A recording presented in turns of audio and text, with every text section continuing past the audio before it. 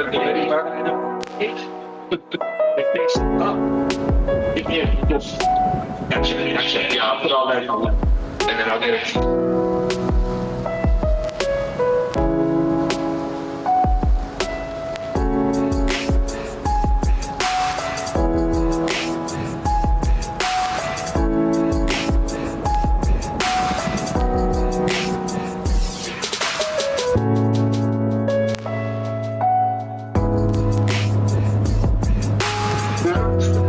Good afternoon. Can you hear me, Sam? Can you guys hear me in the boardroom? Can you hear me? Se oye.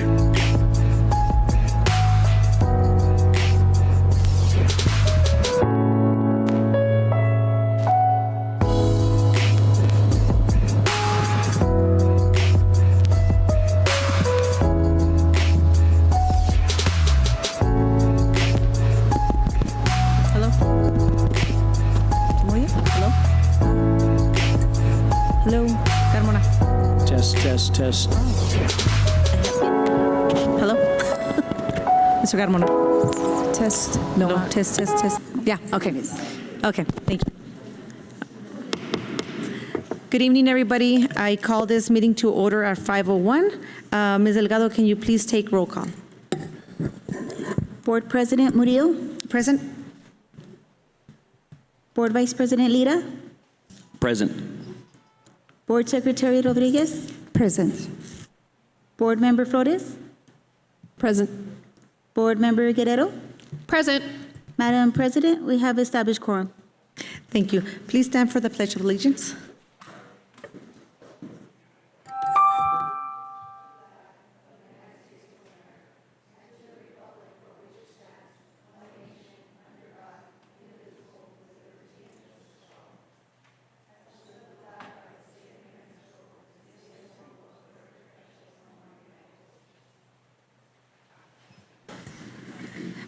Ms. Guerrero, can you please read the mission statement?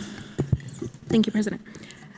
The Gadsden Independent School District will provide diverse educational opportunities that empower students to be successful in an ever-changing world. Thank you. Moving on to Superintendent District updates and recognitions. Superintendent Dempsey. Madam President, board members, just because of some sequence of events I don't have on here, but I think it's very appropriate, if it's okay with you, to have a moment of silence. We've had some tragedies this week that are just difficult for all of us to manage. I think everybody's done everything they can, but I think it's appropriate to just pause for a second for a moment of silence, please.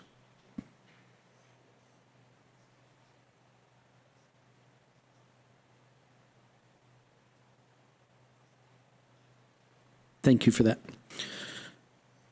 Okay, that's the first thing we have, and this is a little bit interesting. You know, it's always impressive to me just the work that our employees do at times. And there's always employees in an organization that kind of unsung heroes, if you will. If you're not aware, we had a pretty serious bus incident this last week. And what I wanted tonight to do was recognize the bus driver. And I promised him now that I wouldn't say his name because he didn't want to be recognized. The way he described it to me was impressive, and I was just doing my job. That's what's important to him. He wasn't looking for a school board recognition. He didn't care if he's on a VIP list. He just wants to take care of kids.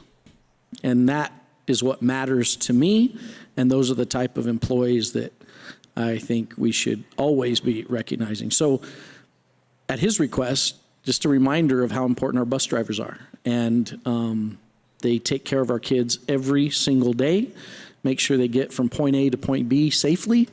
They welcome them and greet them with a smile on their face, and hopefully put a smile on our kids' faces, and safely transport them so mom and dad, can continue to trust us. So again, I wanted to recognize this individual.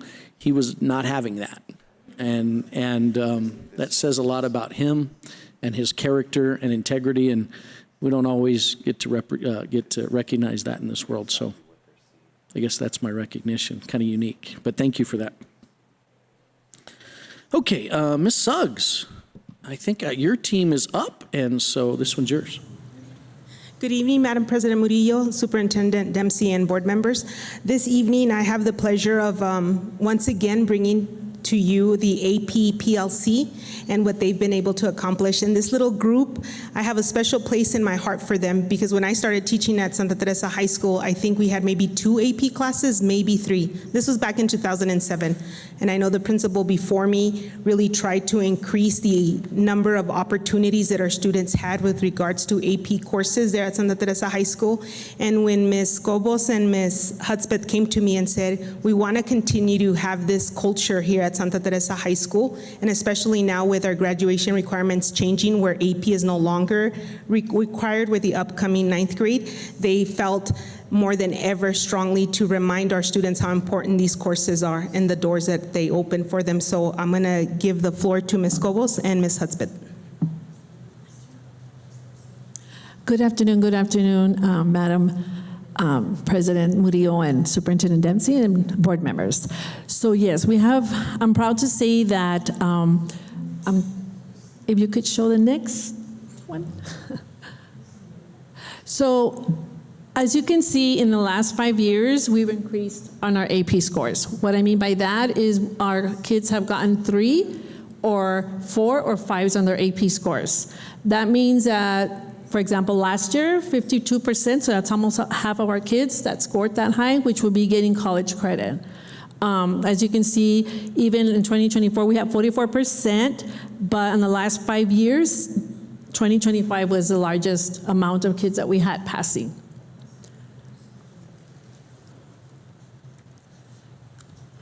And the highlights of our AP scores are our AP Spanish language. Okay, we had 64 students that got a 3, 4, or 5. We were the highest percentage passing rate compared to global average. At global average, I mean the world, okay? Because it's not just the United States, global is the world, Puerto Rico, all those countries also test AP as well. And we actually got the highest, we got higher than the global average in the Spanish language. And in AP seminars, so last year was our second year in AP seminar, and 29 of our kids qualified, they were at 56%. So more than half of our AP seminar kids passed the test. And then last year was the first year that we did AP research.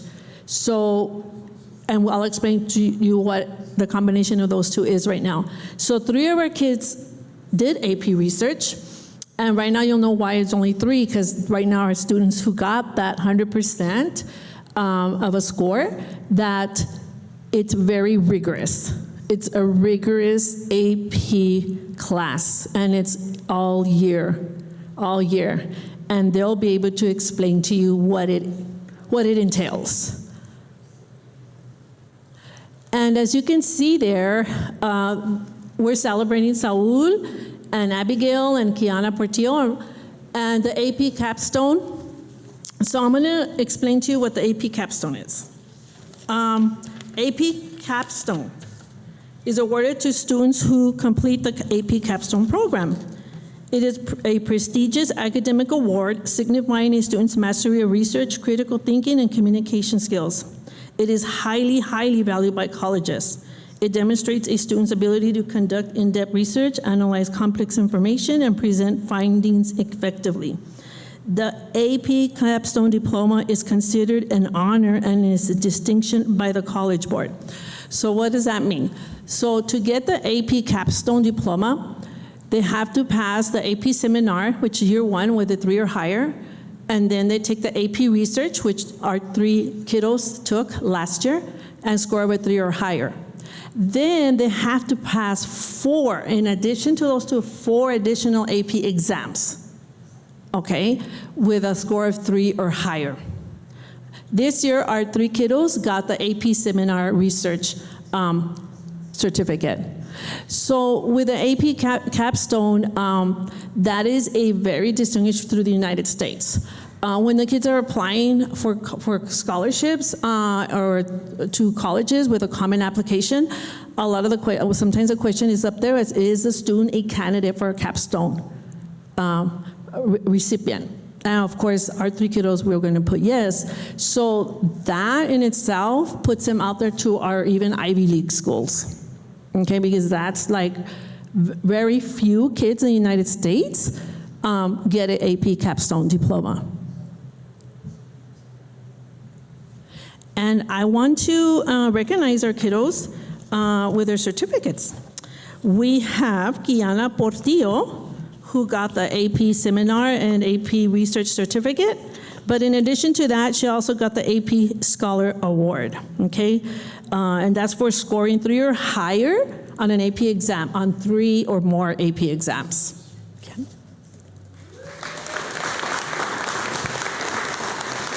Then we have Saul Hernandez, who also got the AP Seminar and Research Certificate. But in addition to that, he got the AP Scholar with Distinction Award, which is scores at least 3.5 on all AP exams taken and scores of 3 or higher on 5 or more exams. And we also have Abigail Jensen, who was unable to attend today. She also got the AP Seminar Research, and she also got the AP Scholar, where she has scored 3 or higher on 3 or more AP exams. And I am going to turn it over to our kiddos so they can explain to you what the AP research consists of. Although AP Seminar and AP Research have by far been the most time-consuming AP classes I've been in, I truly believe that they are the best first AP classes someone can take. And that is because of the skills that you learn during those classes. For example, the time management skills and the presentation skills, not to mention the writing skills and reading skills that are just essential for other AP classes or future careers.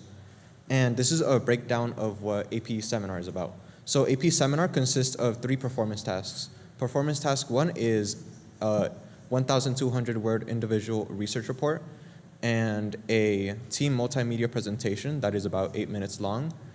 And performance task 2 is a 2,000 word individual written argument and an individual presentation. As for performance task 3, it is a AP exam, and it consists of 3 short answer questions and 1 essay. Now, I consider AP Research to be the second step up from AP Seminar. As the name implies, it's about doing research for an eventual paper and a slide presentation. This course taught me the importance of time management, public speaking, and communication skills.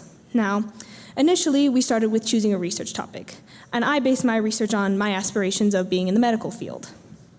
Then I found relevant scholarly articles, about 15 articles, and writing individual analyses on each, just to help with the further understanding of what I'm researching. And after all of that was finished, I went piece by piece to totally create my entire research paper, which is about 5,000 words long. So using that with all of my claims that I chose and my rebuttal, and then once I gathered all of my information on a paper, I worked on creating a script and slides for my presentation. Once all of that was presented, like filming my presentation and submitting it to College Board, waited for my score. And overall, I'm really proud of my work, even though during the process it was very draining and kind of grueling. But I did it, and I did it successfully, and I learned many things about just the research process as a whole. Thank you for your time.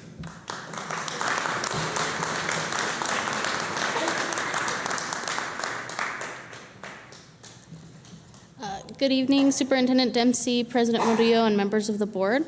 I just want to talk to you a little bit more about kind of our AP culture at Santa Teresa High School. As you know, advanced placement courses open up doors of opportunity for our students. They provide college-level expectations, build valuable skills, and ideally allow students to earn college credit. Beyond personal benefits, AP sets a tone of high expectations across our entire school community. Many students tell us they see AP as a challenge, and when they accept it, they wear the badge of AP student with pride. For years, concerns about college readiness especially in reading and math, have been part of our discussions. AP is one area that helps address those concerns by improving learning outcomes for all students by maintaining high expectations. At Santa Teresa High, our AP teachers, test coordinator, and administration have worked together to build a strong AP culture by creating a professional learning community dedicated solely to AP. We meet monthly to discuss our progress toward our action plan goals. We also evaluate and adjust our plans based on student needs. Through this effort, we have built a robust AP program at ST offering 17 courses across all subject areas. We began this professional learning community to address low AP exam performance, but over time, our mission expanded to encourage students to take on the challenge of AP regardless of scores. This shift from focusing solely on test results to building a culture has led to a greater success in both AP classes and on exams. To strengthen this culture, as a group, we have attended targeted trainings, identified common skills across courses, posted AP countdowns on classroom doors, and celebrated students who have committed to exams with our Warriors of Wisdom shirts. You can see that on the slide there. By working as a united team, we have learned how to better support, encourage, and challenge our students. This year brings a new challenge. Changes to graduation requirements mean we must work harder to maintain strong AP enrollment while expanding our AP culture. Our goal is for every student to take at least one AP course, and for every high school in our district to have equal opportunities for AP success. Ultimately, AP is not just about preparing students for college, it is about showing every student, even those who may not yet see themselves there, that college is possible for them. By continuing to offer rigorous coursework, we prepare them not only for what's next, but for the future they can achieve. Thank you.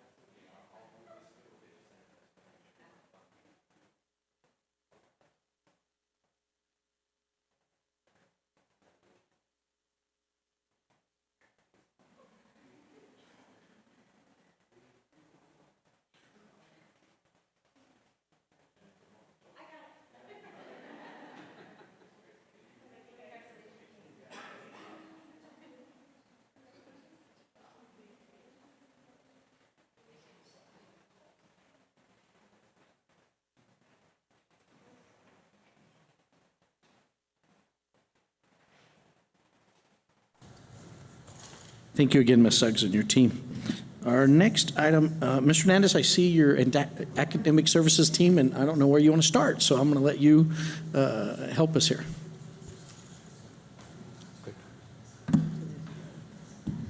Madam President, members of the board, and Superintendent Dempsey, I have a part of our academic team here, our instructional specialists. Just like our previous administrator and counselor said, working as a team is very important, and this group of people, I have several of them, work really hard to support our coaches and support our campuses with our academic piece. Right now, we do have embargoed scores from the state for summative data, but we are not allowed to release it yet. They're cleaning it up, and so a request was made for us to share some of the summative data the formative data at end of year in the programs that we use as part of our curriculum as well, and we use in assessment. And so this team will be presenting. I have Ms. Ana Parra, one of our elementary specialists. Lorraine Rapina is also one of our elementary specialists. She works mostly on math. Ana works mostly with writing and ELA, correct? And then Ms. Nereida Antunes also, Gamon, is part of our team, and she also supports the ELA piece. And then Mr. Robert Salas, who supports the math with Ms. Lorraine. So I just want to share, we have 14 elementary schools, and you have 2 people doing math and 2 people doing reading. So they're doing an exceptional job in keeping our scores higher in a lot of areas, right? And so they're never in the office. They're hard to track down, just like I am, but we communicate through email and text, and when they see me in the hall. But I just want to thank this team, not just them, but all of the instructional specialists, because they're really working hard to keep improving the academic piece in our district. And so they're going to be presenting. I'll go ahead and let you guys start here. And then, thank you. Madam President, members of the board, and Superintendent Dempsey, like Ms. Hernandez said, my name is Ana Velia Parra, and I'm one of the instructional specialists here in Academic Services. What I will be presenting is the iStation data for the school year of 24-25. So iStation measures students with the indicators of progress, or the ISIP, for early reading.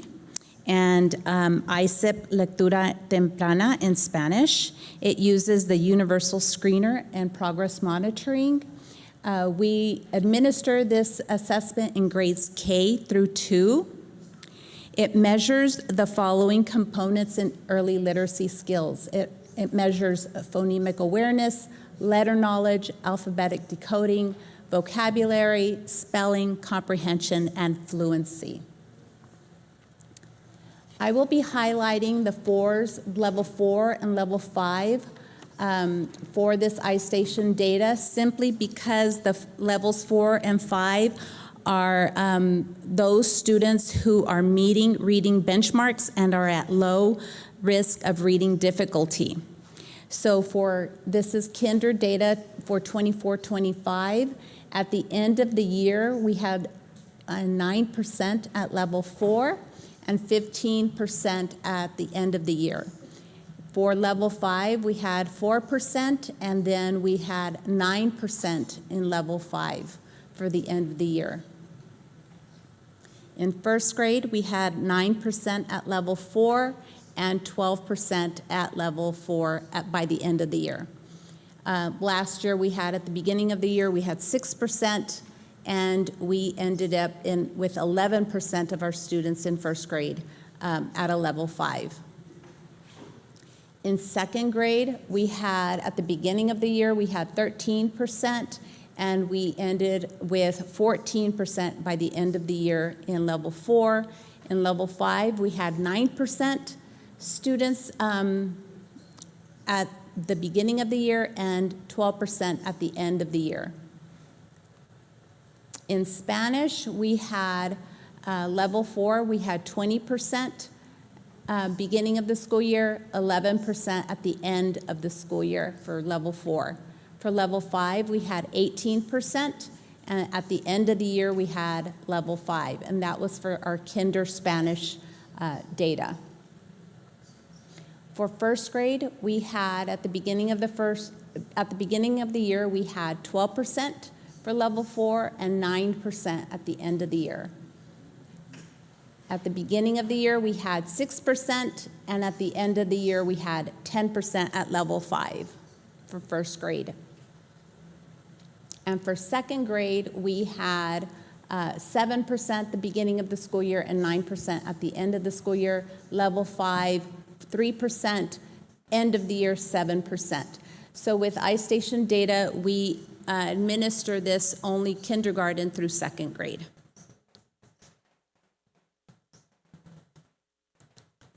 Good evening, Madam President, members of the board, Superintendent Dempsey. My name is Nereida Antunes Gamon, and I am the literacy specialist for elementary for Gadsden Independent School District.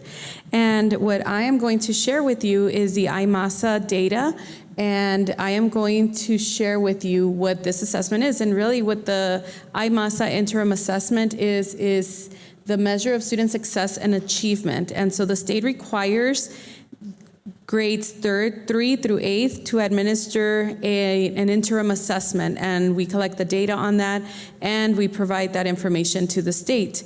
So this is, how I mentioned, a formative and interim assessment, and we have 3 testing windows. So we test at the beginning of the year, middle of the year, and end of the year. Now this assessment is different than the summative assessment, the NAMASA, because the interim assessment kind of gives us an idea of how the students are performing and how they are reaching grade level targets by the end of the year. So we use this assessment 3 times a year, and the assessments that are tested are reading, writing and language, and mathematics.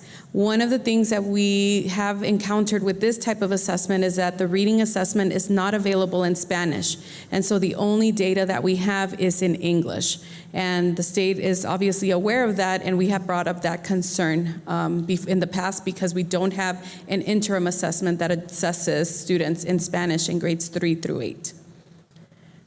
So our data, the way that it's broken down is at the beginning of the year, we take the assessment, we notice how students are performing, and it'll give us a number of students needing support. And at the beginning of the year, we started with 13% of the students being on target in 3rd grade, which is expected because they are entering, and these assessments are at the 3rd grade level. So these are 2nd graders coming into 3rd. So the data will show that there is a high need for students, but by the end of the year, we were at 35%. And we have embargo data, but we cannot share that, but it's comparable to what you will see here.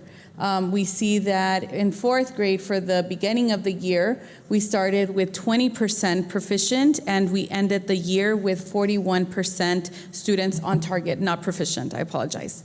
And in 5th grade, we had students were on target at 31%, and they ended the year at 37%. 6th grade went from being at 22% proficient at the beginning of the year, and they completed the year with 31% being on target.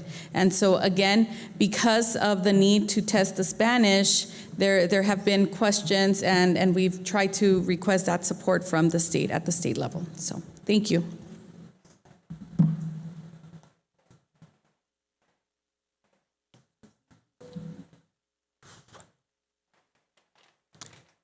Good evening, Madam President, Superintendent Dempsey, members of the board.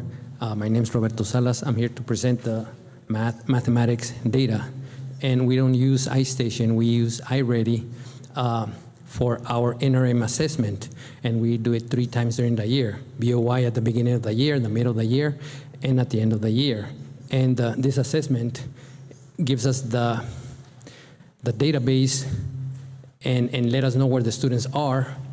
And then once they take it, they take the assessment, the system creates a path to proficiency, a personalized path for each student in our district. And it also creates a plan for the teacher to help the group move into proficiency. And there's 4 domains that are tested: number and operations, algebra and algebraic thinking, geometry, and measurement and data. And well, let me go back. There's a link on the iReady mathematics assessment data. Can you click on that link? On the title.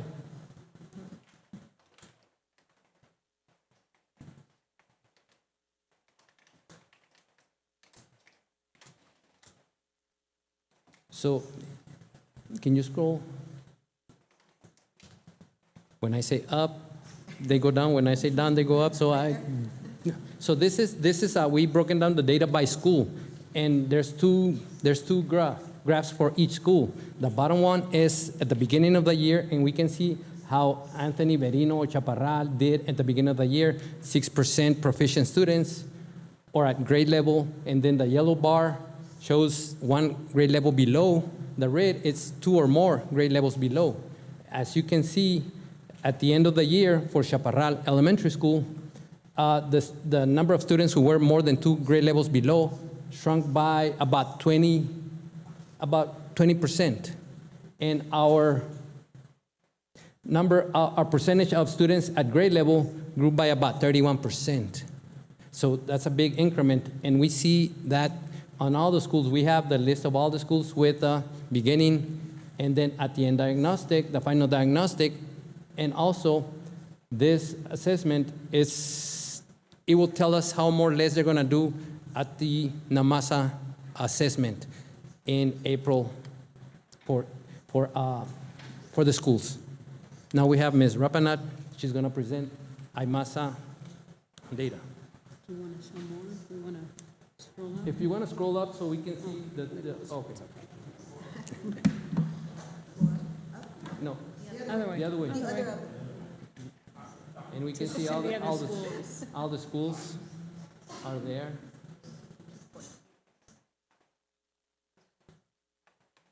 And we can see that there's big gains. Madam President, members of the board, and Superintendent Dempsey, one of the things this team does is very strategic. When we look at the school data individually, they strategically go in and intervene with either, because we can dig down to grade level to teacher.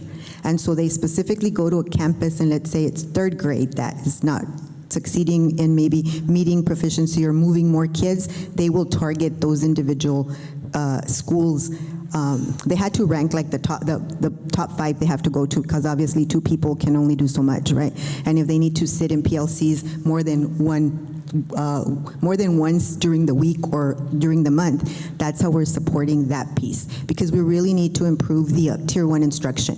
We can't have 20% of students in a classroom proficient because 80% aren't. And so that's a challenge we're facing, but they're really going in, working with our coaches and teaching, helping them support teachers how to do small group instruction, how to support the intervention in the Tier 1 and Tier 2, which is in the classroom. Sorry. Go back to the slideshow. Yes. Thank you. Yes. So, Madam President, members of the board, Superintendent Dempsey, this is our IMASA mathematics interim assessment data, so similar to what we just saw with the reading. You'll see third grade on here, and one thing to note, beginning of the year, we had 84% of our third graders needing support with only 1% on target, so you can see that growth for our third grade on the IMASA. For fourth grade, the same, that 74% of our students at the beginning of the year needing support in mathematics, with the 5% only on target, and then again, the growth from that 74 decreasing down to 40% of the students, 32 on target, and 29% at target by the end of the year. For fifth grade, 50% of the students needing support at the beginning of the year, and by the end of the year, we had 43% of students on target. Sixth grade, 39% beginning of the year needing support, where by the end of the year, we increased that to 46% on target. Yes, thank you. Okay, I think that's going to conclude this piece. Do you have any questions or? We will be, I'm sorry, Mr. Dempsey. We will be presenting the summative data whenever it is released from the state, and so we'll be able to dig down again by campus, and then our team will be able to talk about some of the interventions they've done. Thank you, Mr. Hernandez. Madam President, board members, what I would share with the board, or what I wanted you to take away, is while, as we present this, it's pretty quiet, we really should be celebrating unbelievably. And these individuals' work, I can't say enough about how much I appreciate how hard they work and the true dedication they have to ensuring our kids are successful. And, some numbers that shot out at me. There's some real misconceptions sometimes nationally when you think about how other schools perform in other states, right? And while all of them have a different test, if you will, I used to have this inaccurate assumption that, in the highest performing schools, they would have 90% of their kids pass their state test. That's not true. It's all normed. So it's right around 60 or 70. And you're already seeing schools, and I'm just going to shout out to La Union Elementary and North Valley. I hope I didn't miss any. They had 50% on target. That's huge. And I just want you to understand how important that is. And maybe just to really make the statement, this is why we exist. Academic achievement is why we exist. And you're seeing it. And so when people sometimes, you'll hear individuals push back a little bit maybe on the high reliability schools model. It's not the only model of continuous improvement, but it is a model that forces every teacher to ask, what am I teaching and why? And I think, we've made some big investments in it and you're seeing those results. But without these individuals and their work, along with the instructional coaches at our schools, you don't move that needle. And so I want you to know how much I appreciate these individuals, Ms. Hernandez and her team, and they are unapologetically determined to move the needle. And sometimes that we jokingly say that in a manner that they're passionate, which sometimes means aggressive, that we're not going to take mediocre results. We're not going to allow it. So I just want you to know that and understand how hard these individuals work. Thank you, Ms. Hernandez. Thank you. Okay, our next item is our parent communication. Mr. Carmona.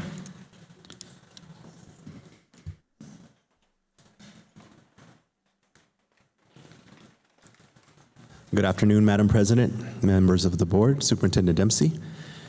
I am happy to report some increase in our engagement across the board here. We've started the school year very positively with the amount of messages. That 81%, if you remember previous slides, has dipped from 92%, but that's mostly due to the last year's students and parents still being on there, but not receiving the messages because they're no longer with the district. So that makes sense to me. I hope it makes sense to you. And you can see here the trends for the number of messages, or the number of people sending messages has gotten back to our school levels of 491, 488 for the last 2 weeks that school has been in session. And you can see the ramp up to the kickoff for the 25-26 school year.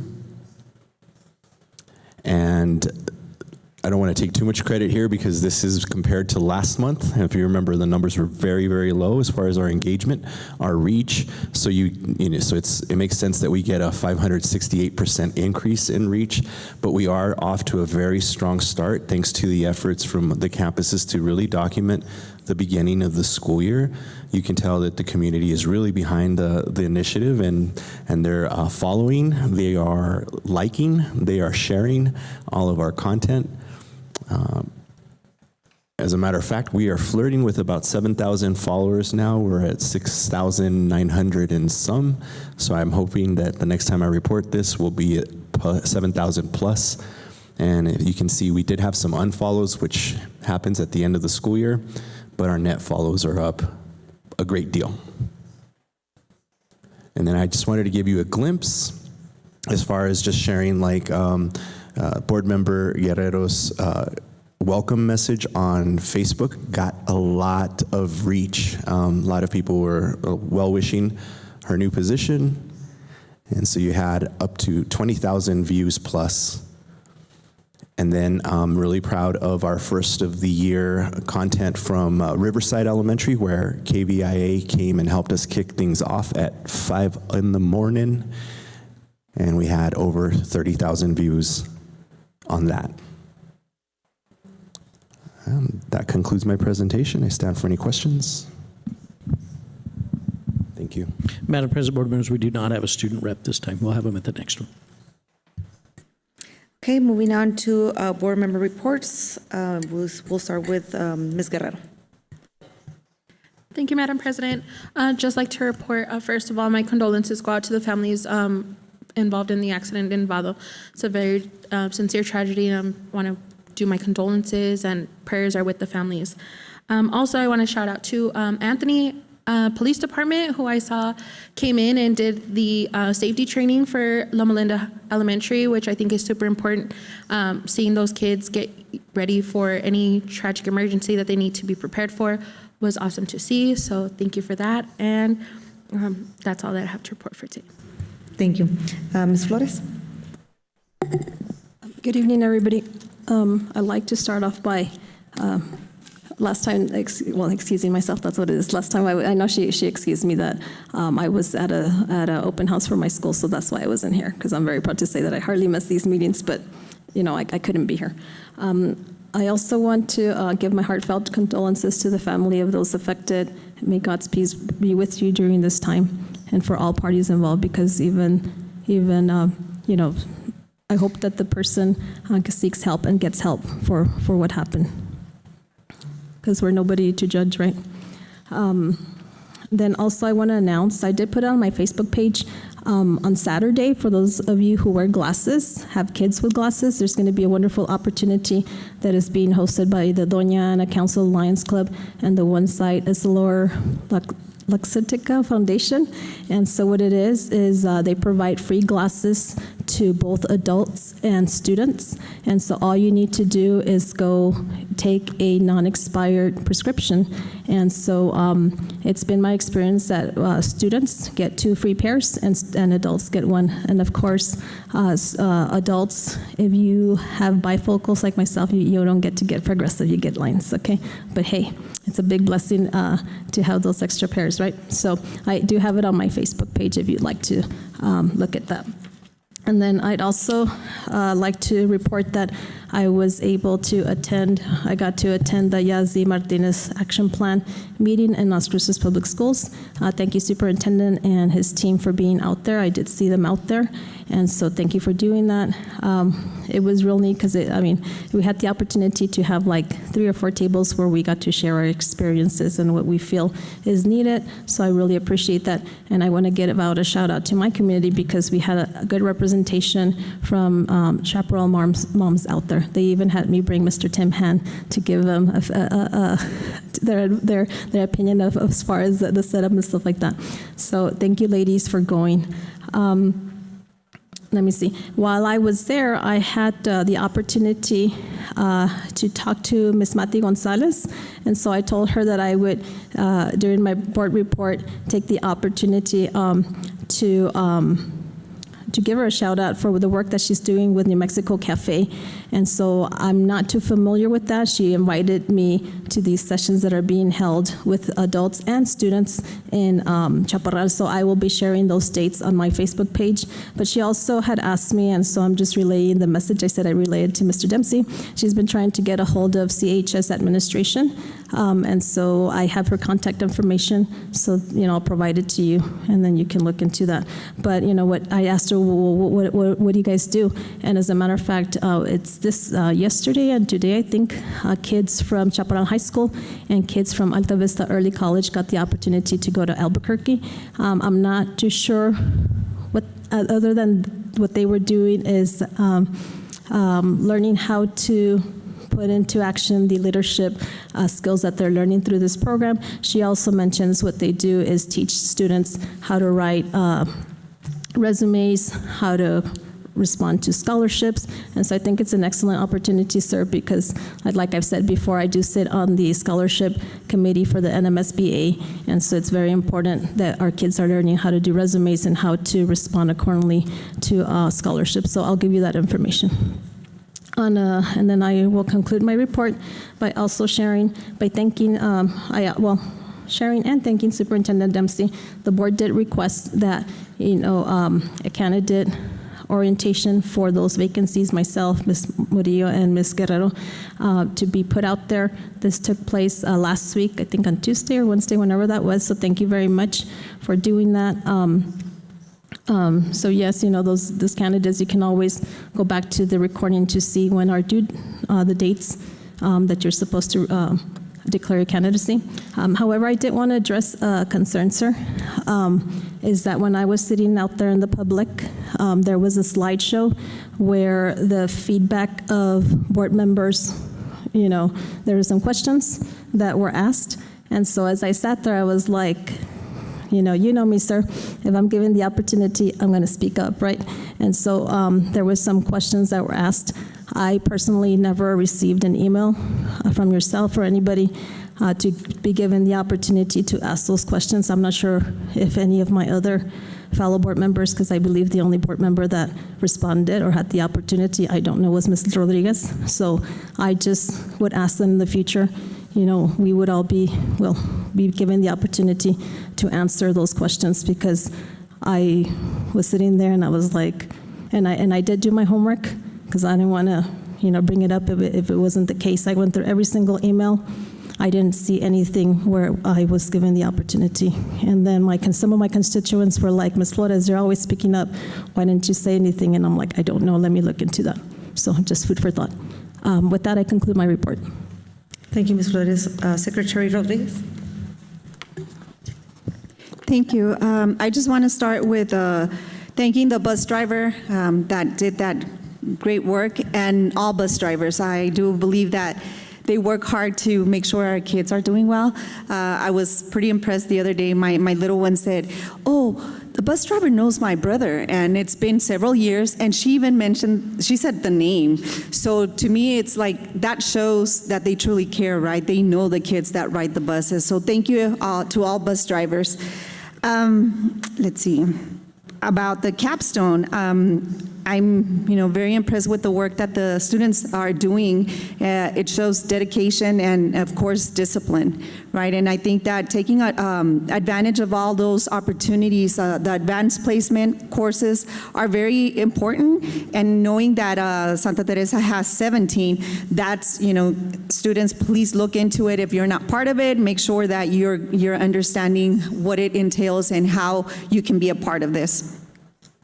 And as for the things that have been happening in Vado, it's been quite devastating, the things that have occurred recently.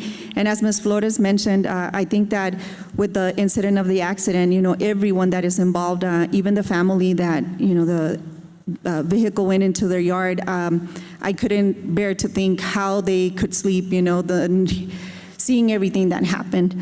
And of course, the family, I know the family, and it hurts to know that they're going through a tragedy of that nature. So definitely prayers for everyone involved in any way, shape, or form. And that concludes my report. Thank you, Ms. Rodriguez. Mr. Lira? I wanted to thank as well the bus driver for his for the response that they had on that incident on McNutt, which leaves me just with some questions, Mr. Dempsey. I think that at one time we spoke regarding lights on McNutt, because there's always the accidents on the high school, and we had talked about it maybe on legislature if we're able to work with the state, because I think it's time now to look at that throughout McNutt, and through the city at one point, I know that the conversation has been there and no one has been able to do anything. Maybe I think it's time if we work together with the state and be like, hey, this is an issue, because maybe 2 days after there was a crash right across from the high school, and I saw it. It happened maybe 200 feet in front of me. So if we can start working on that, how can we start that dialogue with maybe the city of Sunland Park and DOT and see what can we do. Either we put at least 1 or 2 lights throughout McNutt just to work on that issue, because I do think that we needs immediate attention. Thank you. That's it. Thank you, Mr. Lira. So a couple of things. Just a reminder that we have the DACC meeting. I need to know who's going to go with us, because I received an email that they would like to treat us with dinner. So they want a menu. I know Ms. Flores likes Dion's, so it is Dion's. And so they would like to have your request as soon as possible, so they can place those orders. So if you guys are planning, remember we do need 3 board members in that meeting, and you can join online as well. But if you're going to join in person with me, just let me know so I can make sure to let them know. I assisted yesterday coffee with the principal at Santa Teresa Middle School. It was interesting because there was only 2 parents. And I didn't ask Ms. Peterson, and I hope that there were more parents that attended the morning session in person. I really hope they did, but I highly encourage parents to attend, because they have really good information. It sets the tone for the upcoming year. And they have, she was sharing the plans that she has, and it's amazing. And one of the things that I asked her, I said, hey, have you seen any fights? Because I've been asking my son, and he said no. And I really think that the biggest reason our cell phones. And she said, Ms. Murillo, you're right. We haven't had that issue. And the students are very receptive about not using their phones. And so they're not fighting back anymore, which is good. But I really encourage parents because I don't think it's all negative all the time, right? We need to inform ourselves of what's going on in our schools. Myself, I have still students here at the school district, and we need to know good and bad, and then she was open for suggestions as well. She wants to do great things, but she wants parent involvement. So I think those are the opportunities for us to get involved and be part of it. I also attended, as my colleagues here, we receive emails from the National School Board Association. It is a paid membership. We paid money for that throughout the year, so it's not just a conference. And so they do webinars throughout the year. So I attended the Raising the Bar in Math, High Quality Instructional Materials for board members and how to select appropriate materials. It was pretty amazing, the things that the National School Board Association is doing and presenting to us, so we can bring back to our districts. So I encourage you guys to attend those webinars whenever you guys can. And it was only like 40 minutes. I was not able to attend the candidate training, and I didn't think it was appropriate just because, I'm up for re-election. I Miss Flores, she's not, so I was like, okay, then I think we're good. But I attended via virtually, and it was interesting. I would like to congratulate Santa Teresa High School AP students and Ms. Suggs. I really think that it comes a lot with the leadership, right? And it's not just the students, right? It's the counselors, it's the principals pushing the students, and so I think that's awesome. The bus driver, I think that's it's amazing, right? Very humble now that we know that it's a he, at least we know that. But I am, like Mr. Lira, I am concerned because it was not the first accident with a bus, right? I think I saw on the emails 2 or 3, 3 within a week. Right? And so that concerns me because it can get worse and worse. And the accident that happened on McNutt, the following day, it was across the street from my house. And yeah, one car flipped. It was 3 cars. So it's been getting worse. I think last year, if not 2 years ago, it was really bad on Airport Drive with students. And so for some reason now they're moving more towards Country Club, but it seems like, I don't know what's happening there. I received some calls from parents, saying, how's the training for the bus drivers? Well, it's not the bus drivers, it's the people running into the buses, right? The people not paying attention. So I said, but hold on, let me clarify with Mr. Dempsey, because I really don't think it's our bus drivers. I think it's everybody else not paying attention. So I know we're running late sometimes to work, but also remember that we have kids, right? Some of those kids are our own. My kid was in a bus in an accident, and he right away texted me when that happened, but I mean, the district works amazing. They have the nurse on site right away. The communication is amazing. So I'm not worried. As a parent, I'm not worried because they're communicating with me about what's going on. So I really want to thank Boone Transportation, and I hope that they're not getting those negative calls as well, thinking that is their own employees.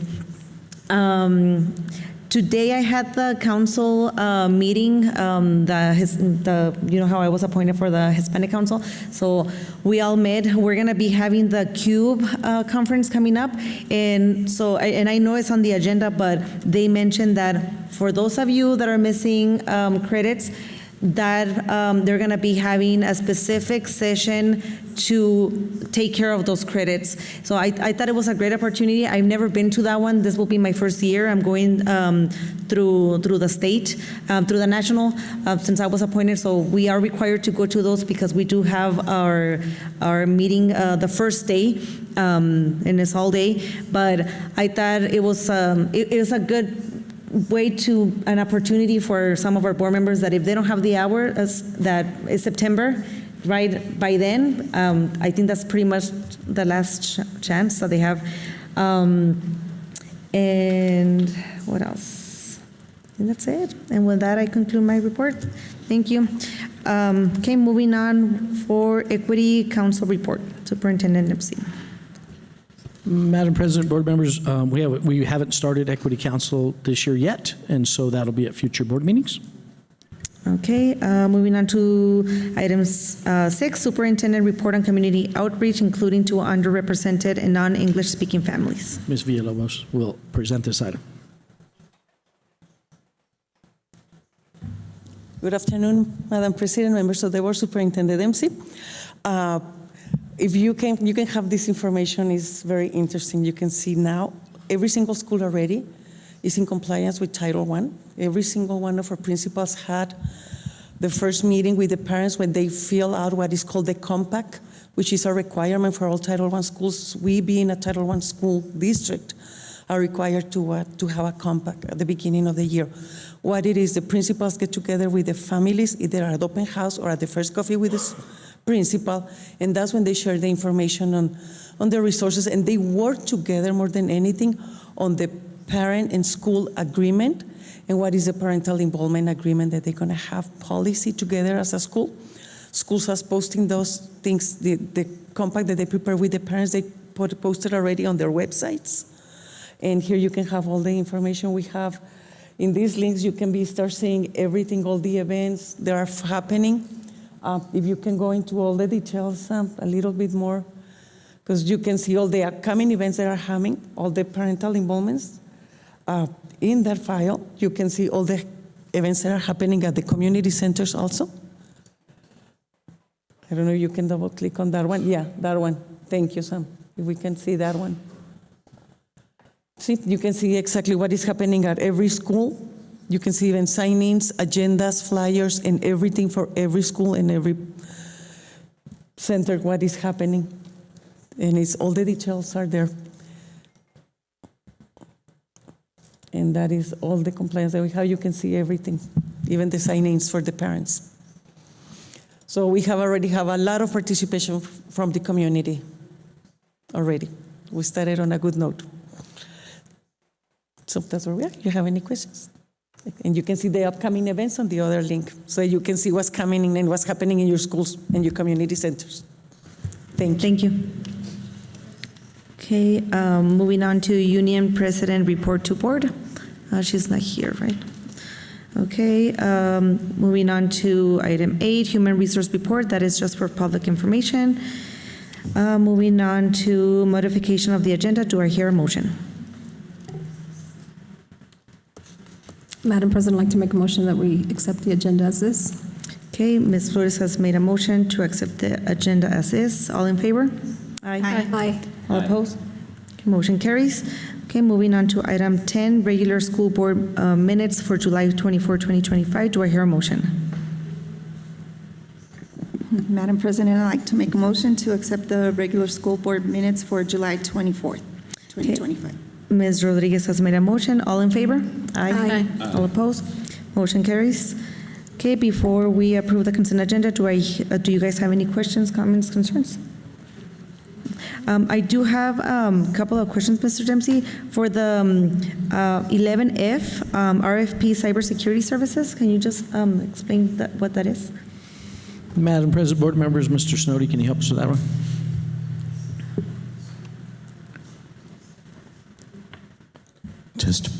Madam President, school board members, Superintendent Dempsey, the cybersecurity RFP, we receive funding from the FCC that's called E-rate funding, and that provides money for internet, maintaining the infrastructure for the network. This was a special grant opportunity that they provided for additional funding for cybersecurity resources. We applied last year. We were only one of 3 districts in New Mexico that was granted this, and the potential of the award was up to $400,000 and some odd. So we put this out to bid for different cybersecurity resources. We evaluated several, and then the recommendation is the one that we are attempting to award this to. So it's all grant money from the FCC and costs nothing to the district. Thank you. And then my other question is the year-end financial report. So I have some questions about that, but I know it's on the consent agenda. So is there a way that we can, how can we do that? Can we move it for discussion? How? Madam President, board members, you definitely, as board members, have the authority to move anything out of consent onto discussion. I would suggest, and I don't know what the level of questions are, if it's an overview, I think Ms. Martinez could easily do that. However, if it's in depth, I would recommend we do that at a future meeting as a discussion item, standing alone. Okay, so can we do that at the next meeting? Yeah, because I know some of the board members, they had some questions, and then I had some questions myself as well. Yeah, thank you. So with that, do I hear a motion? A motion to remove? No, he said to discuss it at a later time, but not to remove it. To make a motion to remove it out of the consent agenda, right? No, to approve the consent agenda. To approve and discuss that later? Is that what you want to do? Mm-hmm. Yeah, she said yes, so just to approve.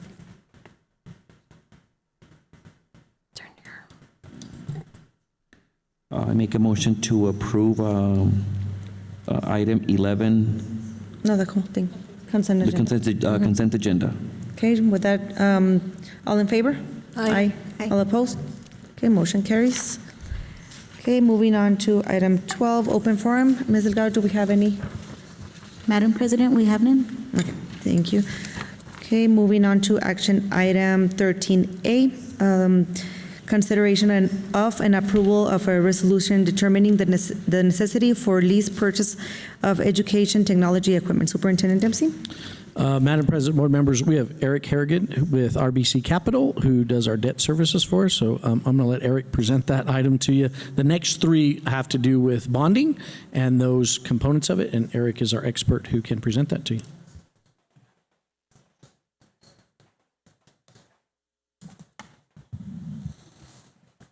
Good evening. Madam President, members of the board, Eric Harrigan with RBC Capital Markets. So the next few items that will be before you, this is all in conjunction with the district's long-term plan of finance, also as well as at your last meeting, you did authorize the issuance of sending a question to voters, and this all plays in part with these next three items. So.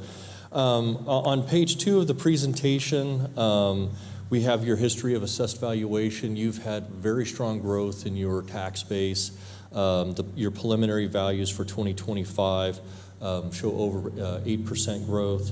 Your tax base was a little over $1 billion in 2021 and has now grown to over $1.4 billion today. Currently, the district is about 32% bonded to capacity. The maximum amount of debt that you can have outstanding is capped at 6% of the value of your tax base, which is about $85 million.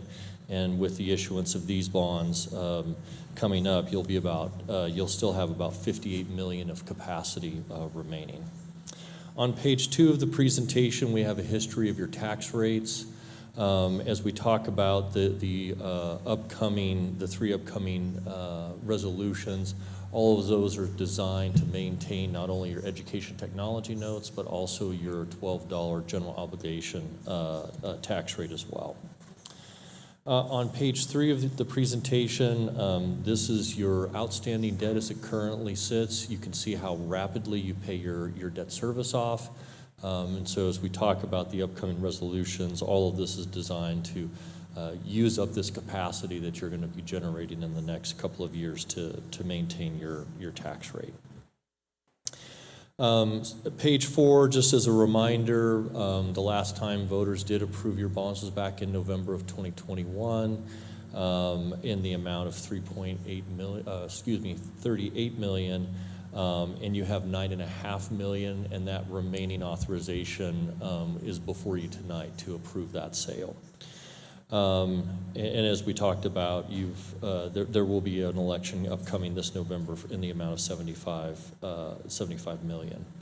Because you have had very strong growth in your tax base, you have accumulated funds in your debt service account. Those funds are restricted only for the payment of debt.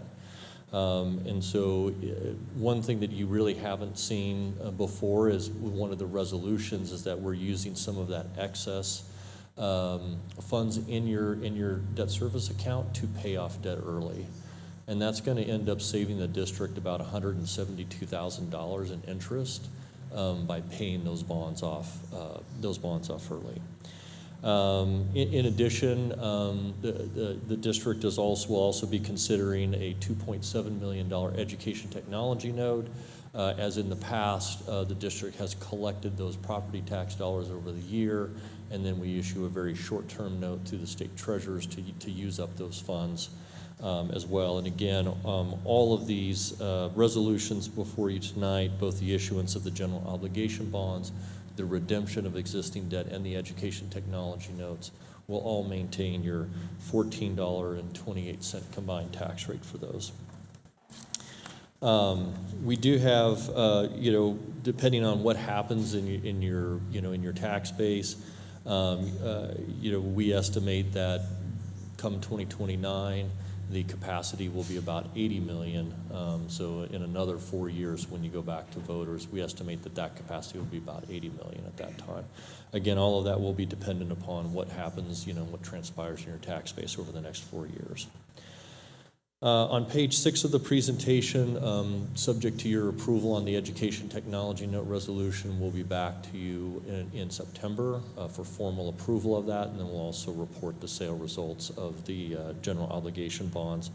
And then closing on both of those will be in mid-October, and that's when funds will be available for the district to expend on the GEO bond projects as well as the education technology note projects.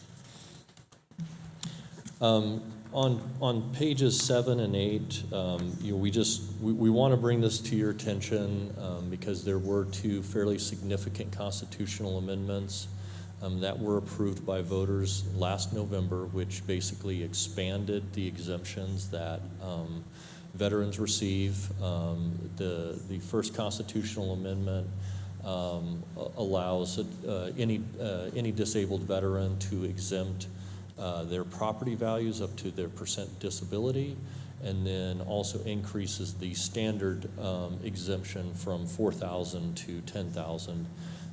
We have taken to the best that we can these into account in your long-term plan of finance and into the resolutions that your resolutions that you're approving tonight.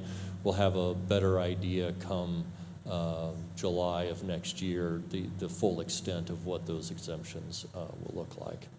And with that, I'd be happy to answer any questions on the presentation. I'll also be presenting the resolutions as well. Any questions, comments? Nope. With that, I would like to entertain a motion. No? I was going to say so move.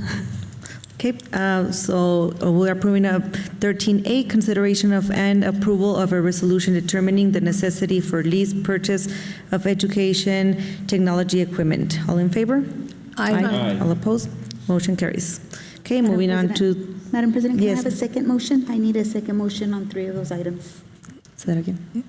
For the next items. All 3. All 3. Okay, sounds good. So, Ms. Flores, make sure that you. Yeah. Okay. So with that, moving on to 13B, consideration of and approval of a resolution authorizing sale of school bonds, establishing procedures for the sale and delivery of the bonds, and authorizing other matters related to the issuance of the bonds.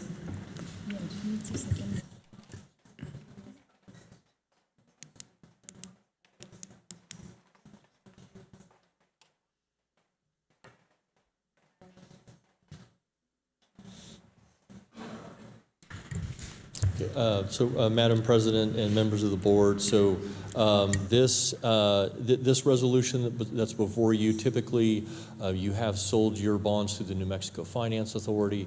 However, we are able to retire your debt very quickly. We're looking at basically a 1-year maturity. You would be paying these bonds off in August 1 of 2026. The state treasurer is able to buy that. Given the short nature of the borrowing, this would be similar to the education technology notes placed with the New Mexico State Treasurer. And with that, I'd be happy to answer any questions. Any questions, comments? No? Okay, and with that, I would like to entertain a motion to approve 13B, consideration of and approval of a resolution authorizing sale of school bonds, establishing procedures for the sale and delivery of the bonds, and authorizing other matters related to the issuance of the bonds. Second the motion. Okay. Ms. Flores has made a second. All in favor? Aye. All opposed? Okay, motion carries. Okay, moving on to 13C, consideration of and approval of a resolution authorizing the issuance of a portion of the District Series 2017, 2018, 2019, and 2020 bonds, authorizing the execution of an escrow agreement and other matters related thereto.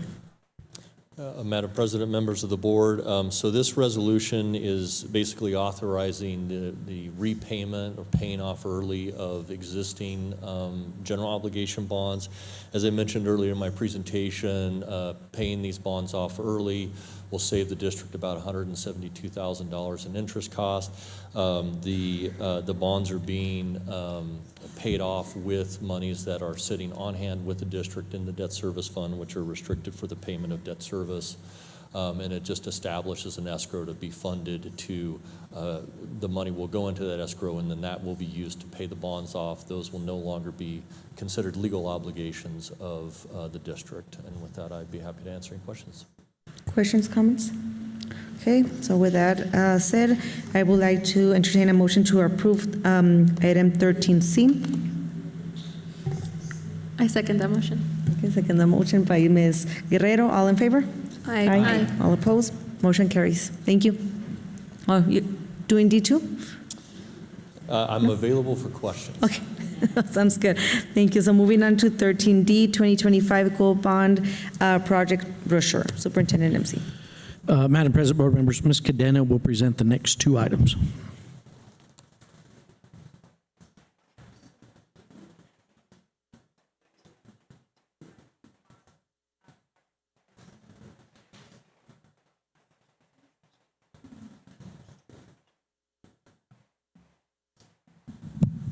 Good evening, President Murillo, board members, Superintendent Dempsey.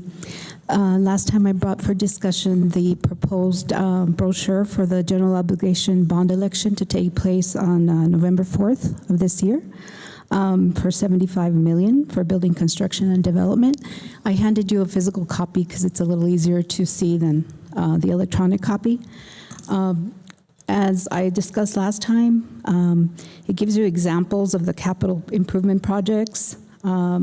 It gives you the consumer where to vote and the ballot question, which is the most important one. And then there's some information about past bonds and what we've done with the funding in the past. I stand for any questions, comments. Any questions, comments? Ms. Flores? I do have a comment, Superintendent Dempsey. I am requesting that out of respect to my fellow board member Lita and for fellow board member Ms. Guerra, that we update a picture with the current board out of respect to them, that it's a true representation of who currently sits on the board. And we can do that, ma'am. It's proposed. I can change it. This is the picture we had at the beginning of developing, but we can update the picture. Thank you. Mm-hmm. Yes, ma'am. Any other questions, comments? No. So just a comment, because the public freaks out when they see bonds. This is not going to increase taxes. Correct, ma'am. And it does say that right and there. it says right there. Yes. So I hope for the public, if that, they just go through it really quick. It will not increase taxes, so please help out by voting yes. That sounds good. I think that's it. Thank you so much. Thank you so much. Okay, so with that, do I hear a motion? So move. And then somebody needs to second. I second. Do we need a second for the rest, Ms.? No, right? No. Okay, so Ms. Flores has made a motion. All in favor? Aye. Aye. All opposed? Okay, motion carries. Moving on to 13E, revised utility easement access for EPE and at the Gadsden Middle School construction site. Superintendent Dempsey. Ms. Cadena will present this item. Board President Murillo, members of the board, President Dempsey. Last time you approved an easement for El Paso Electric for Gadsden Middle School on the east side of the property. We had to revise it, and I bring to you for action the revised easement. We had to increase it by a few feet. They had a design change to put in the transformer for the new school. That's all it is. I stand for any questions or comments. Any questions, comments? Okay, so with that, do I hear a motion? I'd like to make a motion to accept action item 13E. Okay, Ms. Rodriguez has made a motion. All in favor? Aye. All opposed? Motion carries. Thank you. Thank you. Okay, moving on to action item 13F, GISD committee assignments, review and possible assignment. Superintendent Dempsey. Madam President, board members, we typically assign committees in spring, but because of our unique situation, we do have our audit committee. Mr. Lida is on that committee, and then Mr. Morales, who is no longer with us, was on that committee. So the question that I really have that's immediate for the board is, if Ms. Guerrero would be willing or interested in serving, or do you want to assign another member who might be willing or interested? I think it's a nice opportunity, so it's up to you. You can say no. And No, what do you think? I'd appreciate the opportunity. Okay. So it is that the only one? Yeah. Madam President, board members, I think the others we can review those in whole, but and unfortunately, I will mention that the entrance interview with the auditor is tomorrow at 2. Tomorrow at 2 o'clock. So I'll be there. Okay. Well, thank you for that. We Madam appreciate President. it. Thank you. I have a question. Ms. Flores? And Mr. Dempsey, if I'm not supposed to ask this, stop me. The question is regarding how is a parent selected? Because you know how there's supposed to be a parent. Who's been choosing that? Madam President, board members, Ms. Martinez, do you know who our parent is and how that individual was selected? And then also the community member that has experience in finance. Like how is that selected?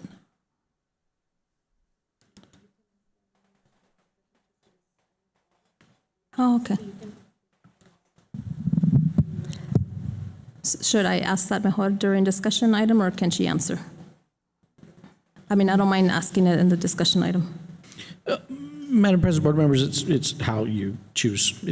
Okay, I mean, okay, you go ahead and I guess answer.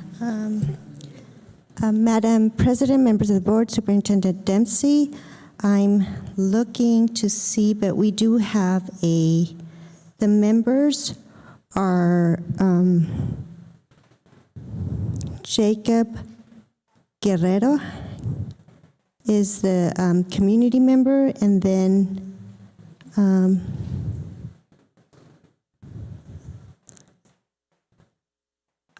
at this time, I don't have the parent member, but Jacob Herrera is one of our community members.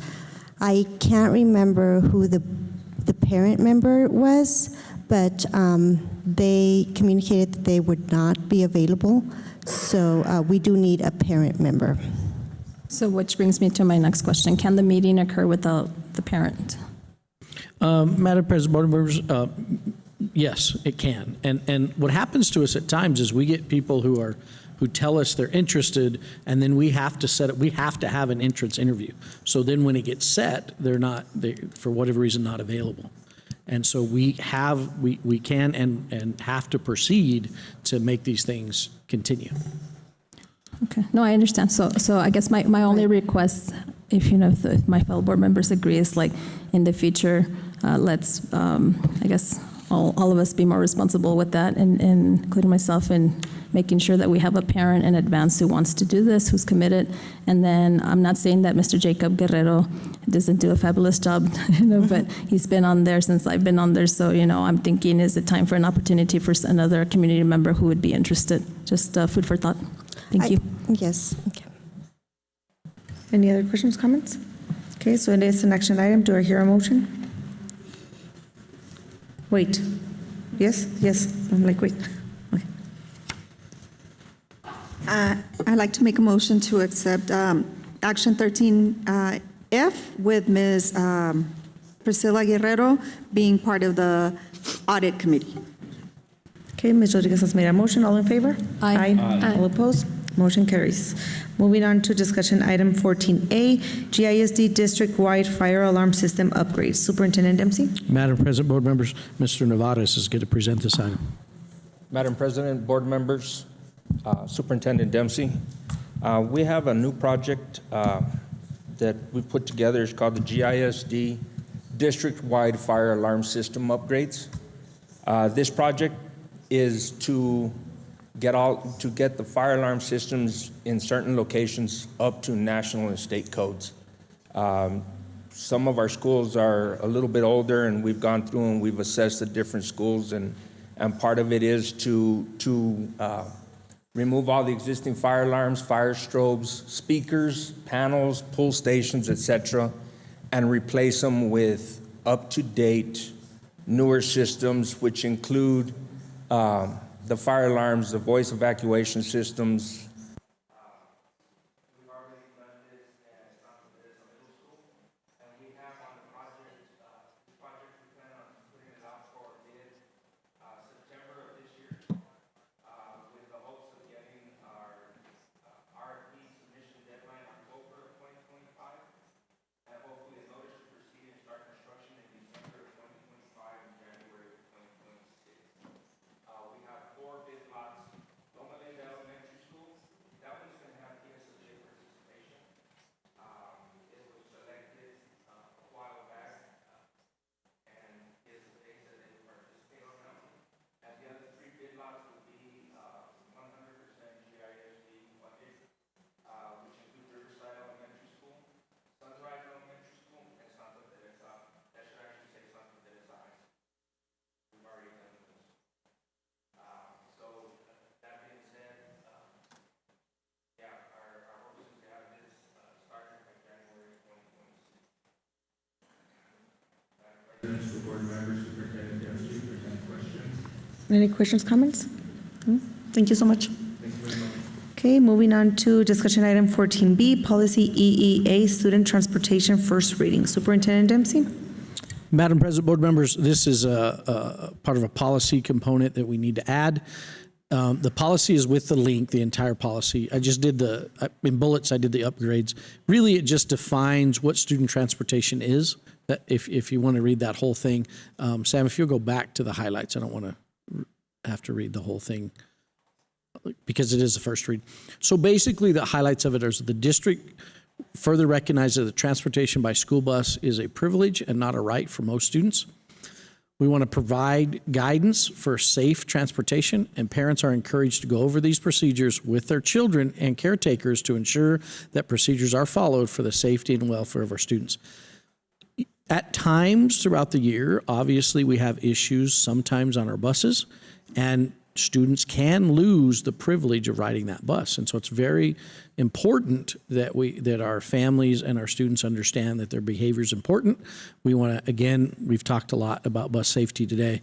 We want to make sure our kids are, stay seated in the bus in case something occurs, and that way that the size of that bus in general can do a lot to protect it, along with those drivers. So it would be in addition to some regulations we already have in place, and so I would plan to have the second reading at our next meeting in August. Any questions, comments? Ms. Flores? I have a comment, sir. So like when I read it, and I know what it means for most students, but does every average person understand, that it technically does not apply to kids with an IEP? So do you think it's necessary that we put a blurb in there or not? Well, Madam President, board members, the policy is written by legal counsel. If you have a suggestion of how you might want to change that, if you'll send that to me, and I'll run it through legal, and we'll see what they'll tell us. Okay, thank you. Any other questions, comments? No?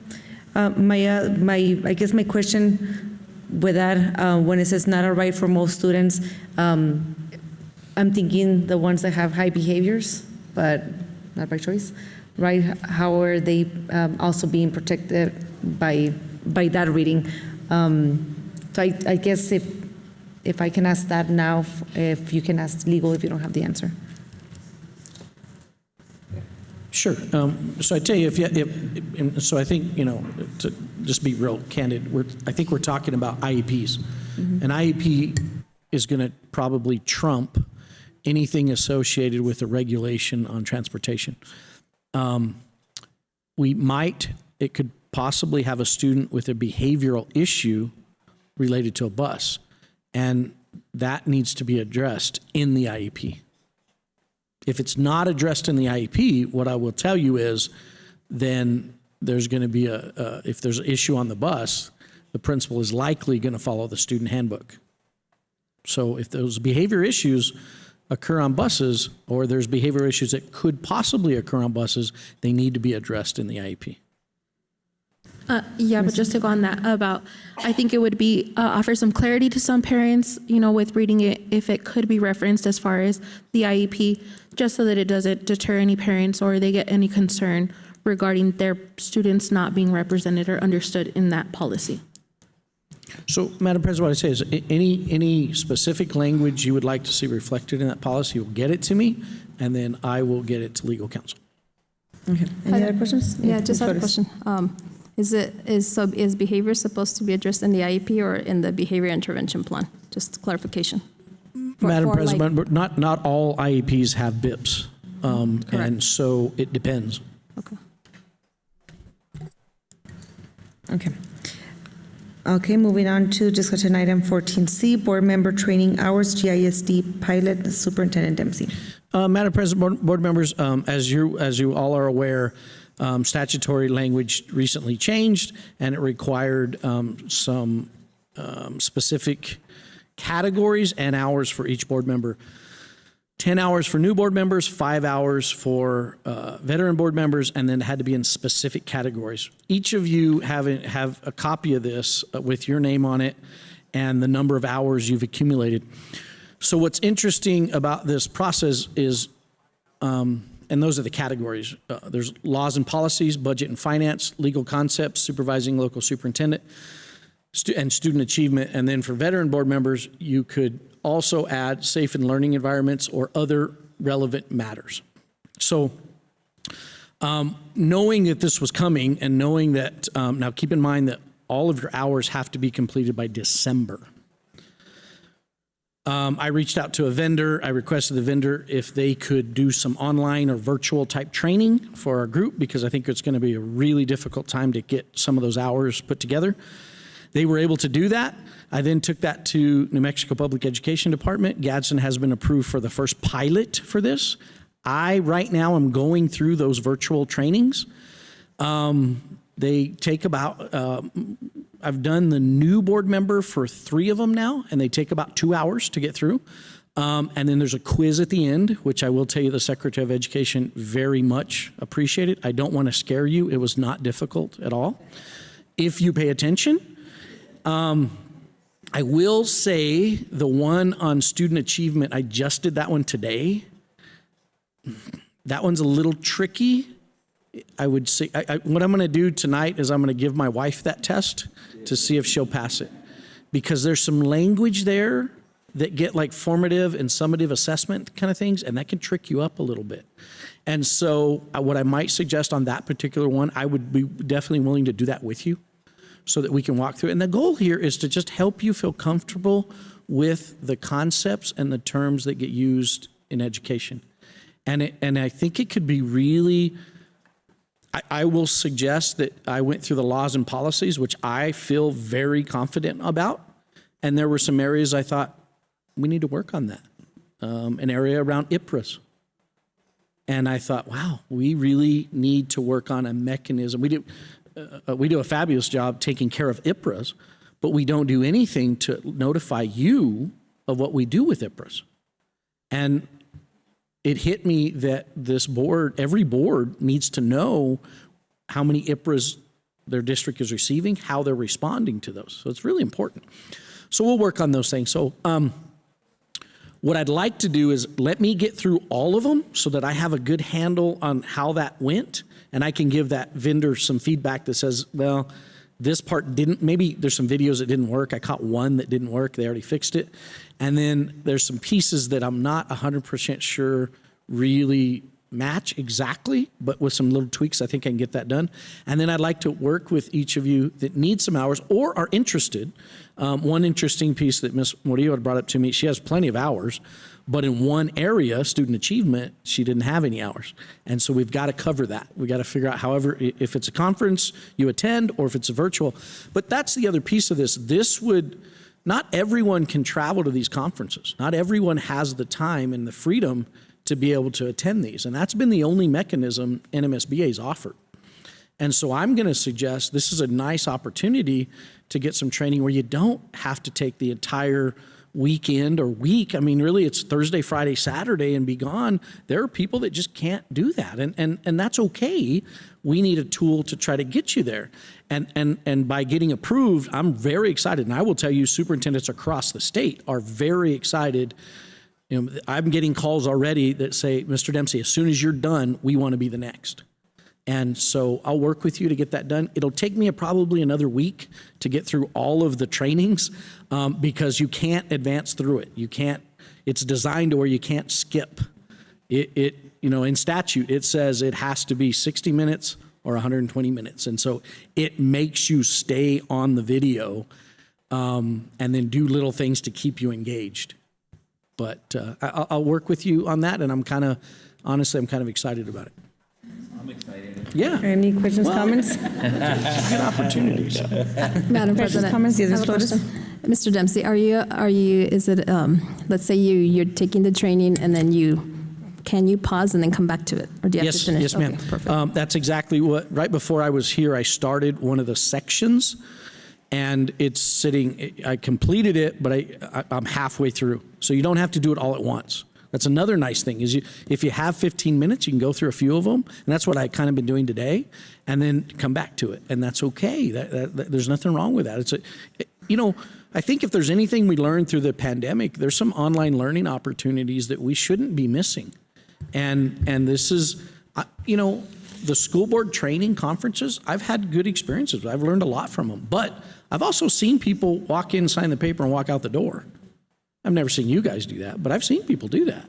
And so I think the idea, the potential of being held a little bit more accountable is also true too, because there's never been a test at those trainings, and now again, don't get scared of that. It's only a 10-question quiz, and we give note cards to help through that. But I think there's a really good opportunity here.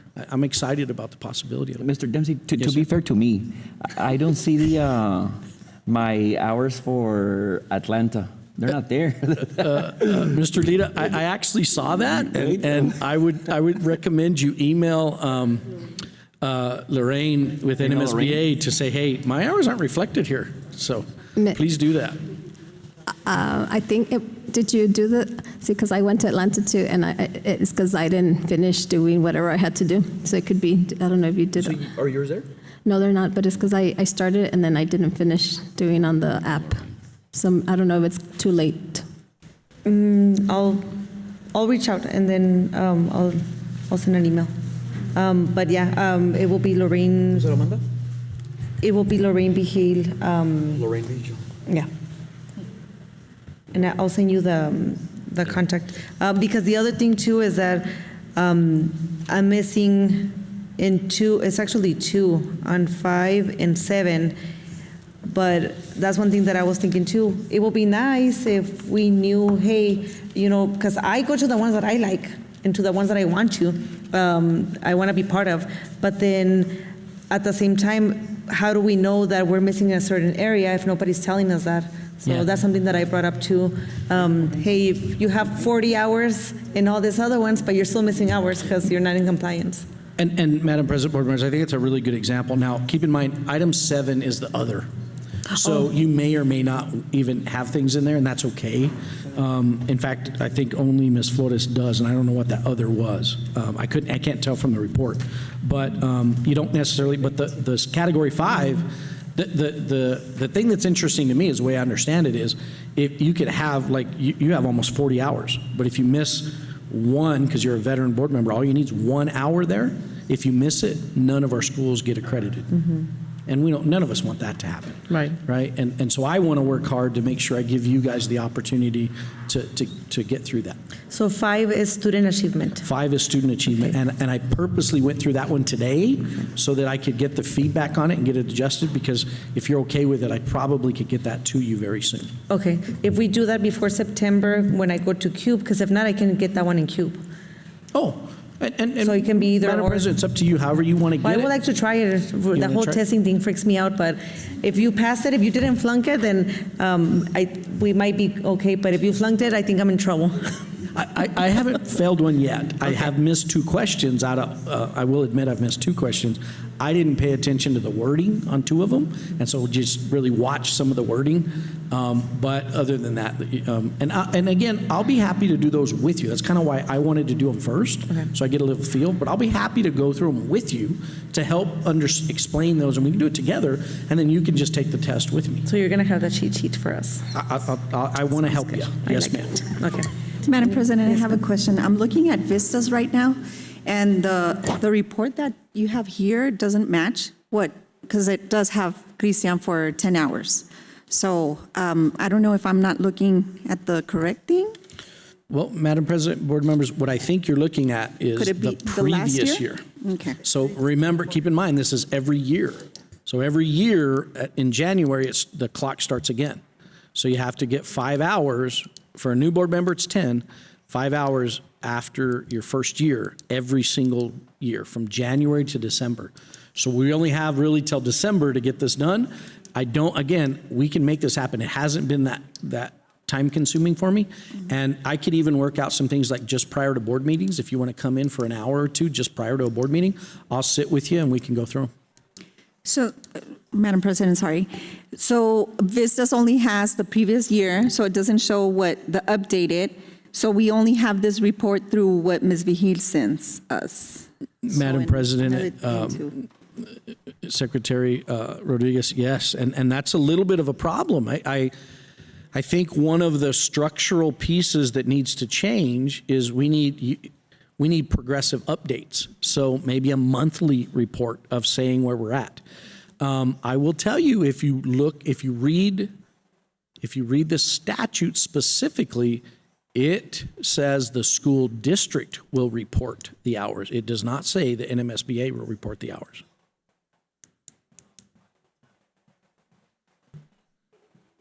So it says the school district will report the hours. To PED, and the deadline is December. It's December. Yes, ma'am. And just for clarification for myself, is that you said within the year. So are we looking at me needing to complete these by December as well if I do get elected? Madam President, that's correct, Ms. Guerrero. We would need to get those 10 hours. But like I said, we can do them in little chunks, and we can probably really get you through that. I don't think it'd be too difficult, but it'll be probably 2-hour chunks is what you need to do. Perfect. I just wanted clarification. Thank you. And I also know that Mr. Morales, when he was on the board, when they did the presentation for CUBE, that was something that he wanted to attend. And someone else, I think it was Mr. Lito, I think it was maybe you, that mentioned that they wanted to be part of that, but we have never gone before. I don't know why, but I don't know if that's something that, if it's not too late, that if she can, right, if her time, if your schedule allows it, that if it's an opportunity for her to go, I don't know how you guys work that. Well, Madam President, board members will have to check with Ms. Delgado to see what registrations have occurred and what haven't. It is for a national conference for September. It'd be really very late to register for that at this point, but we can check on it. Okay, sounds good. Any other questions, comments? Sounds good. Thank you. Moving on to discussion item 14D, annual audit entrance interview. Superintendent Dempsey. Madam President, board members, as announced, our entrance interview for the annual audit is tomorrow at 2:00. And that would be here. We typically do that in the finance office. If you need a virtual link, if you'll just let me know and we'll get you a link if you need to attend virtually. For the audit is Mr. Lira and Ms. Guerrero. In case one of them couldn't attend tomorrow, can one of us attend on their behalf? Madam President, board members, I would strongly encourage that. What I can't have is 3 members. Okay? Is that something that you're going to be able to attend? Okay, yeah. Okay, sounds good. I do have a question about that, about the parent selection. Do you, once you select a parent to be part of that committee, they stay there forever, or do you guys have like terms just like the board members? Madam President, we don't have any formal terms. We just really ask for individuals to volunteer at different intervals. Almost every chance we get, we're asking for volunteers. It's just really hard to keep people consistent. And that's why, you mentioned that somebody had been there a long time. That's because that's really the only person we can count on at this point. But we can continue to, if you have somebody interested, please have them reach out to myself or Ms. Martinez. We'd be happy to talk to them and get them the dates. Any other questions, comments? Okay, sounds good. Moving on to 14E, Edu staff substitutes presentation. Superintendent Dempsey. Madam President, board members, Ms. Burciaga is going to present this item.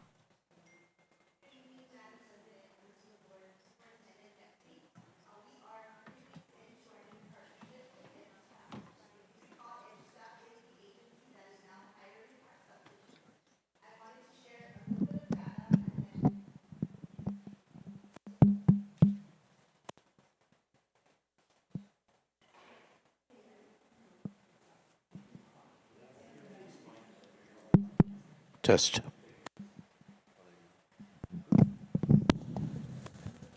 Can you hear me now? Okay, let me start over.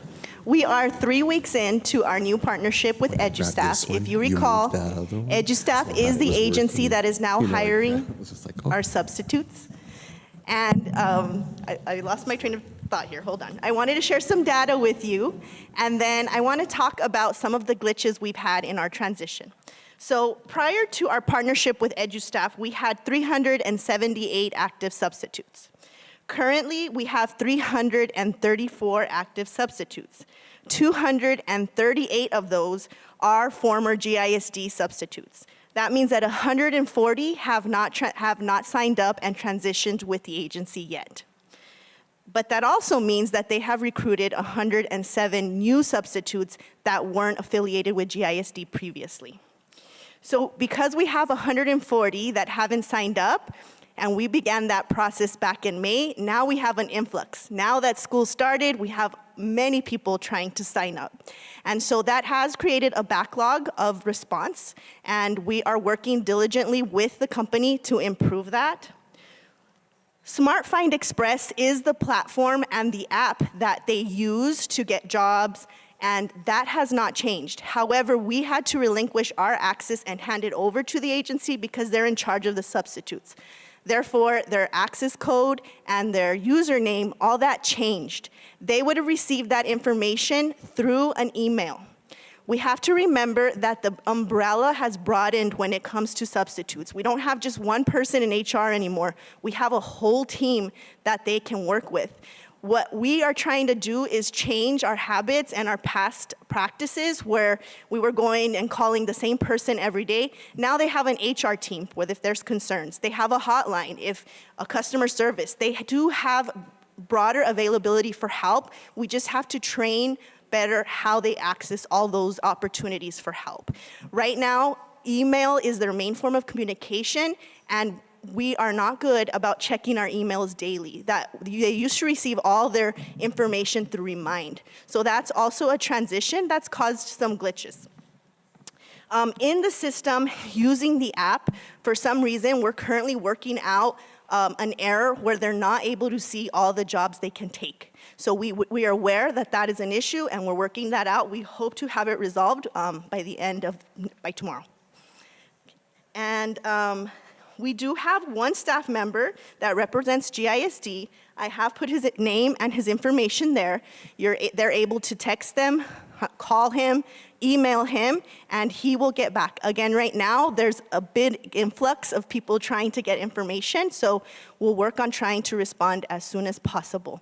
The biggest thing here is that GISD has removed themselves as the main communicator, and so we need to promote better how they access those lines of communication. Do I have any questions? Any questions, comments? I do have a question. Sure. Was there orientation set up for substitutes where they were explained how to use the app, and then general information such as how much are they going to get paid or the process? Yes, there are still orientations happening consistently, and in fact, they're not even. Before, we were able to do a couple because of our staff here that were shorthanded. Now they do multiple. They're still going on. They go out to the areas of the community and do them. So these orientations are available to them and will happen. Right now, I would say the biggest concern is really them doing their application. They are looking for one-to-one assistance with that, and so we're working with EduStaff to get them that one-to-one assistance. Okay. The reason that I'm asking is I had a couple of parents that are in the system already, but they're not techie at all. So I told them, go to GAC, I don't know, because I didn't know the process. So I said, I'll request, a presentation, maybe that will help you, because they're like, well, we used to have someone in person that we can, I guess they're older, so they want that interaction, right? And so the whole email thing, calling a 1-877 number, it's almost like sketchy for them, or receiving a phone call from that kind of number. They're rejecting the calls because they're thinking that it's a scam. So I think it comes with a lot of educating, especially those that have been here for a long time, because there were, conversations that they were saying, well, we went and they said, we can no longer help you. And I'm like, okay, well, let's see what we can do. But there was someone that was here, and I forgot the name, and I'll make sure to bring the name next time because I thought he was great. He said, let me help you. Let's go outside. And he himself went through the phone and helped them out. But at least now we know we have a person here. Yes, we will continue to work on that communication of how to connect with them. I just think it's a matter of retraining our people, but there are a lot of opportunities with this company. Again, we're only 3 weeks in, so please give us the opportunity to iron out some of these kinks, and then I will come back and report to you in a month, and hopefully we've made progress. As well, if they're not getting their response, I always am able to offer myself and send me emails. I troubleshoot those problems. I have spoken to several substitutes myself personally and assisted them. So, we're not hands-off just because we've made this new partnership. Okay. Thank you. Any other questions, comments? Okay, thank you. Okay, moving on to discussion item 14F, NMSBA call for 2026 legislative resolutions. Superintendent Dempsey. Madam President, board members, each of you should have received an email from Mr. Guillen. In the email, he referenced the 2025 program priorities and resolutions and encourages to review those. Those are online at the NMSBA, or you can click that link. That'll get you there. The deadline to submit these is September 8th. Because they then have to be reviewed by the entire NMSBA committee for possible approval. Okay, that's a 24-member committee that meets in December. So those are due very soon, and the request is the resolutions must address issues that have a statewide impact. So if you have those, please get those to me. We can get them on the next agenda for the second meeting in August, and get those to NMSB if you have some. Any questions, comments? Ms. Flores, are you still in that committee? I asked Joe, I sent him a text, so I'm going to see what his response is, because I'm curious whether I sit on that or not, or who sits on, if there's an GISD representation. Right, okay. And then if you guys have any ideas, requests, I know we've been pushing for special ed, and it hasn't been working out, so maybe it comes with language, because, right, we were talking about stipends, but maybe we use, I don't know, apparently the favorite word out there is pilot, so let's do a pilot. So if you guys have any ideas, please make sure to bring them with you at the next meeting, okay? Okay, moving on to item 15, upcoming board meetings and events. So that's just for you guys to have, please make sure to put them in your calendar. And with that, moving on to item 16, board follow-up request of superintendent based on specific agenda items from this meeting. Superintendent Dempsey.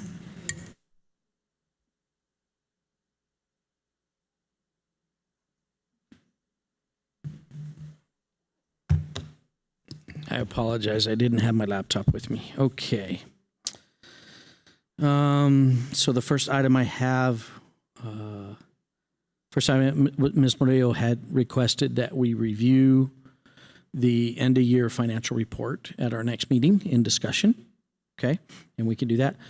Next one I have is Mr. Lita mentioned traffic lights, which we have talked about many times. I will be happy to meet with the City of Sunland Park. This has been an 8-year request. What begins, and I'll just share with you, it starts with traffic studies. So until you've seen those lines and ropes or cables across roads, until that starts to happen, you're not going to see changes. So that's what we have to prioritize and try to work on. And I'll be happy to do that with you. Ms. Flores, the request asked that in future we were all given the opportunity to answer those questions.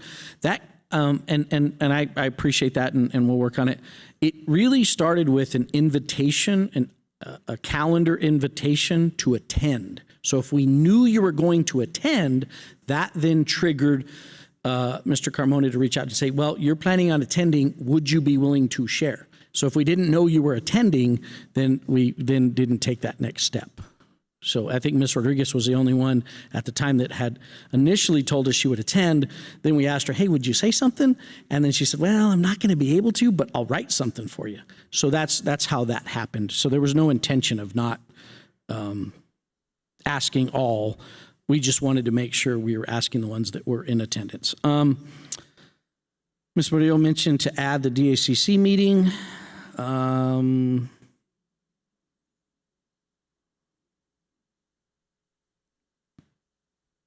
This is that an old one there?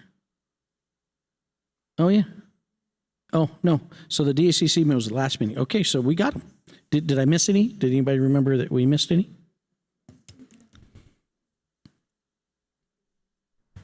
I think I asked something else, but I went blank. So Okay. I'll let you know. Okay. Oh, well, you the can- picture. Oh, yes, the picture.